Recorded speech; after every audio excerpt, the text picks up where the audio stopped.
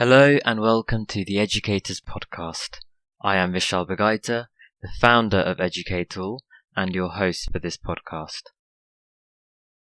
The Educators Podcast is an opportunity for you to learn more about what goes into creating the learning resources on educator.com. In our 8th episode, we are joined by Sam from Student Breakthrough.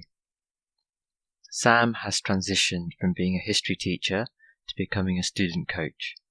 I'm sure you'll find his journey as fascinating as I did.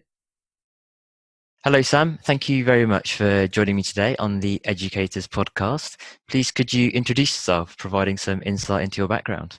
Yeah, awesome, Vishal. Thanks so much for having me. My name's Sam Moinet. I'm founder of Student Breakthrough. We help students overcome anxiety and grow in confidence, really simply. I was a history teacher for 5 years. And in my time in education, I saw so many challenges that students faced, from low motivation, not being confident, lacking self-belief, and no one was doing anything about it.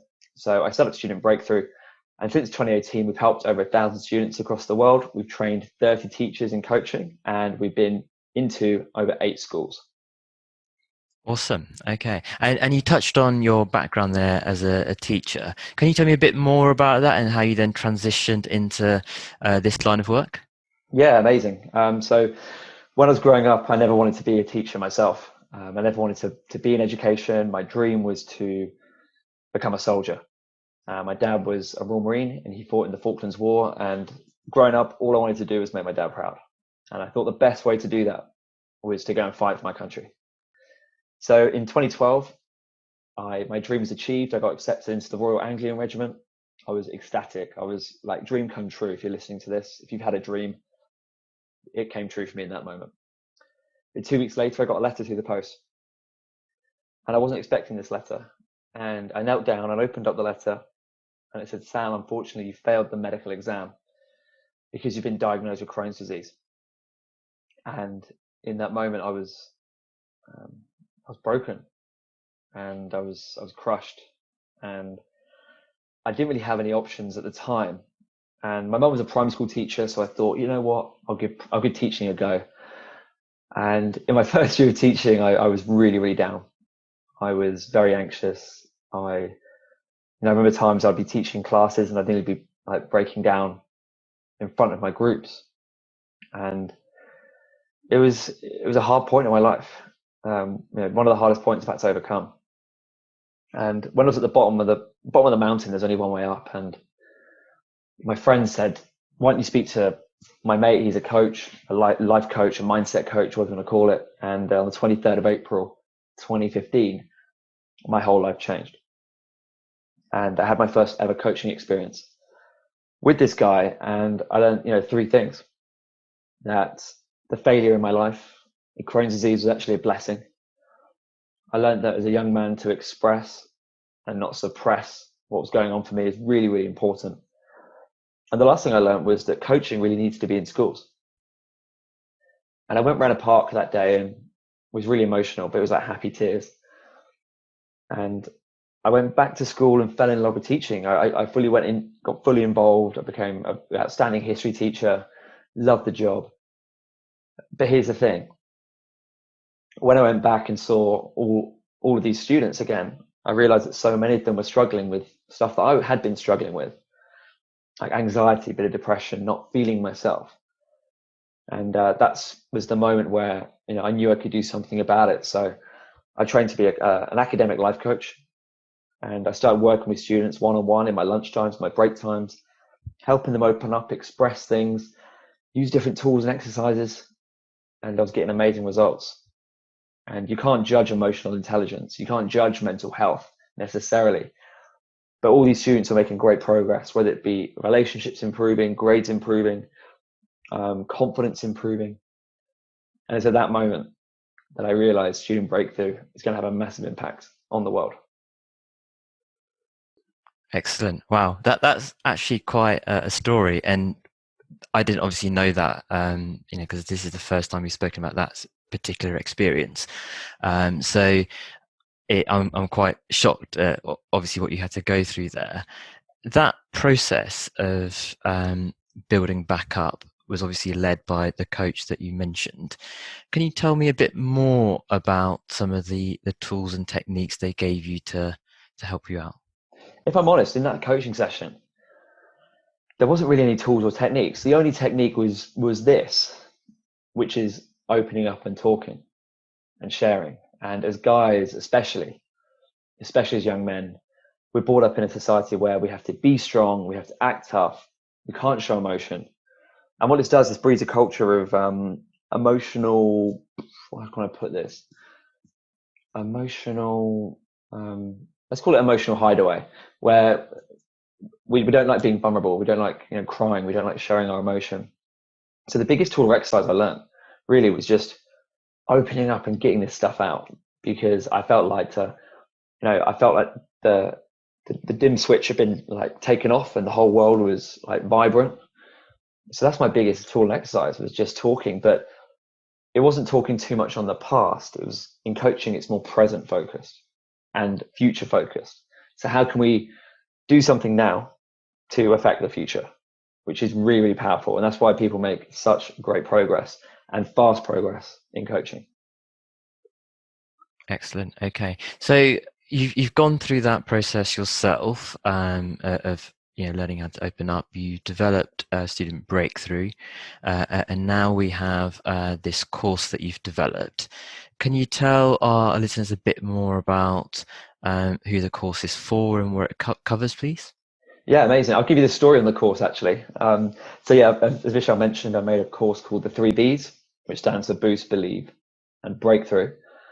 In there, there's about 30 different tools and exercises that I've picked up from coaching, from positive psychology, from NLP, from my teaching. It's an amalgamation of everything that's really helped me and helped students over the last 3 years. And when lockdown hit, a school that I'd done a bit of work with called me up and said, "Sam, look, we can't obviously have you into school, but we'd love if you could make an online course for us." So I was like, okay, cool. So a bit of a challenge. And what I did, I chose, out of all the 30 tools, I picked basically 6 tools, 6 exercises that students could use that were really impactful. They didn't need me being there. So the course covers stuff on confidence, on motivation, on anxiety, on your beliefs, all this great stuff to give students a really strong foundation. And then we can start building on extra things, right? Like the academics, but it has to start with what's going on in here, what's going on in your heart, and getting your mindset right before you start building and developing new things. So the course gives a great foundation to students. It's called Build Your Breakthrough for that reason, because students start to build and take little action steps each week to move themselves forward and achieve new things in their life. Okay, thank you. And in terms of how the course is structured, do you want to talk a little bit more about that? So, you've got videos, you've got activities, just to give people a bit more insight into what they'll be doing if they take your course. Yeah, amazing. We've got 8 sections. The first session and the last session, so the first and the 8th, or the modules, what you want to call them, are sort of an introduction and a close. So the introduction, really learning about what the course is, what's going to be, a bit about me, how it's structured. And then in session 8, there are also next steps and future action steps in there as well. But ultimately, the course, you have between 3 to 4 videos. These are like vlog style videos of my good self talking and speaking. They're vlog style, so they're really short, sharp, and choppy bits of content. It's not someone talking at a student for 10, 20 minutes. Each video is under 5 minutes. Different camera angles to keep everyone engaged. And alongside the videos, the student has got a workbook or little chapters to complete, and this might be little gap fills. It might be an exercise. We've got a great exercise in there called the Tree of Life. Now, the Tree of Life is all about self-esteem and confidence. So the student can complete that while they watch the video. And what really sets this course apart is at the end of each week, the student sets a little action step on what they want to achieve the following week.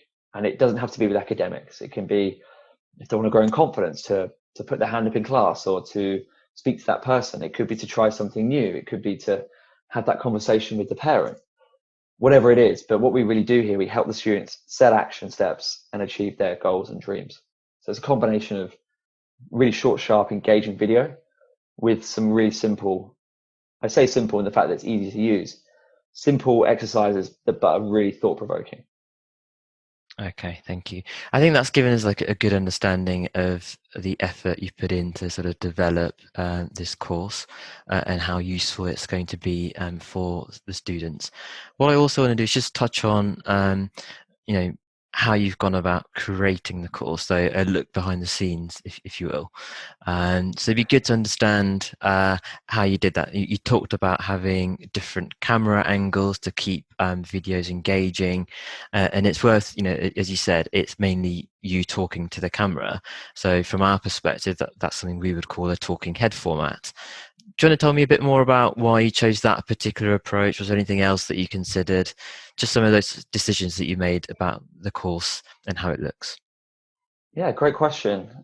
If I'm honest, it took a lot of work. It was a bit of a, I say a shiny object, because during lockdown, it was the main focus of mine for definitely a good month, 2 months. But like I planned the whole thing and we filmed it to get it ready for the school, I think in under, might be about 2 or 3 weeks. So it took a lot of work. I was doing some big hours, mapping out the content. I used a teleprompter for the first time. So I teamed up with a videographer. We went to a village in Northamptonshire where it was peak lockdown, so we did everything socially distanced. And we had a teleprompter, so all the text would come down and I'd not be reading off it, but it'd give me some question prompts. And that's how we filmed it. We filmed 22 videos, I think, in a day. And there's a picture of me lying on the grass afterwards. It's a beautiful summer's day. And there's a picture of me just like collapsed on the floor because I've never recorded so much content back to back. And on the videos, although it's just me talking, we do have things flash up. We have the tools and the exercises. We have keywords. We have questions flash up on the video. So it gets that engagement as well. And the videographer I work with, is a great guy, a good friend of mine. So the videos are not me talking on a phone. This is professionally done with soundtracks, with things flashing up onto the screen as well. So yeah, it was a really fun project and one that I'm really proud of. Thank you. And actually, in that particular example, because obviously you had that tight deadline to get the course ready for the school, you obviously had to, work very hard to get there. Did you delegate some of the activities? So you obviously mentioned the videographer, but in terms of like editing the videos, as you say, to get things flashing up on the screen, adding in the soundtracks, was that something you did yourself, or you had someone help you? Absolutely not. It's not something I did myself, no. Not really my area of expertise, if I'm honest. And, trust the professional, trust the guy that's been doing it for 10 years and who's done this, lots of times before. Matt Worthington from Storm Videos, I'll give him a shout out on here. He's an awesome guy. And no, he did all the editing, all the putting it together. I did all the, obviously, content writing, the delivery, and the uploading onto different sites and pushing the course out there. Excellent. Okay, thank you. That's been really good to hear about your journey, the course, and then how you went about creating it. So I really appreciate you giving up your time, Sam. That's been really good. So thank you so much for joining us. No worries. Thanks for having me. It's been amazing. Appreciate it. This episode was one of the shorter ones, but carried some emotional impact. It's clear to see how Sam's own journey from devastation to fulfillment could resonate with young people facing obstacles. I hope you enjoyed learning about Sam's journey. If you are interested in uploading materials to Educatall, please send an email to info@educatall.com.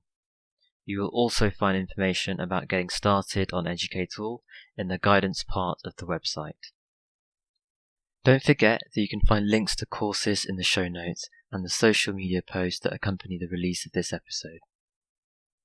If you've got this far, thank you very much for listening. Please do like and share the podcast.